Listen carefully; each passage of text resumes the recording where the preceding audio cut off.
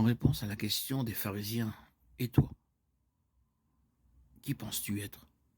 Jésus dit, « Abraham ton père s'est réjoui à la pensée de voir mon jour. Et il l'a vu et s'est réjoui. » Les Juifs lui dirent, « Tu n'as pas encore 50 ans et tu as vu Abraham ?»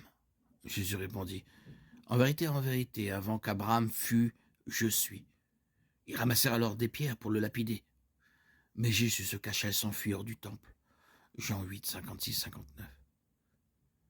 La réaction violente des Juifs à la déclaration de Jésus « Je suis » indique qu'ils comprenaient clairement ce qu'il déclarait, qu'il était le Dieu éternel incarné.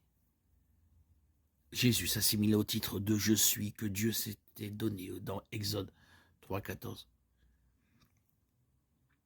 Si Jésus avait simplement voulu dire qu'il existait avant Abraham, il aurait dit « Avant Abraham, j'étais ». Les mots grecs traduits par « j'étais » dans le cas d'Abraham et par « je suis » dans le cas de Jésus sont tout à fait différents. Les mots choisis par l'Esprit indiquent clairement qu'Abraham a été amené à l'existence, mais que Jésus a existé éternellement. Jean 1,1. Au commencement était la parole était avec Dieu, et la parole était Dieu. Il ne fait aucun doute que les Juifs ont compris ce qu'il disait, car ils ont pris des pierres pour le tuer, parce qu'il s'était fait égal à Dieu. Jean 5,18. Une telle déclaration, si elle n'était pas vraie, était un blasphème, et la peine prescrite par la loi mosaïque était la mort. Lévitique 24, 11, 14. Mais Jésus n'a commis aucun blasphème. Il était et il est Dieu.